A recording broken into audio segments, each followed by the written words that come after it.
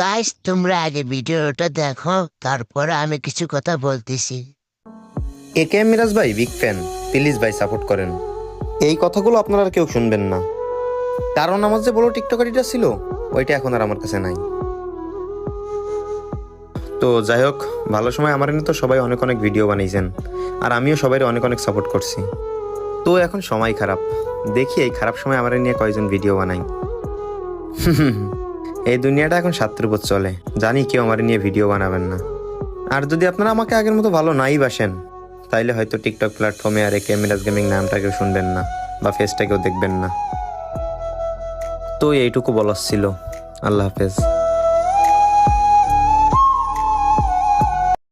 তোমরা তো দেখতেই পেলে একে এম মিরাজ ভাই কি বললো।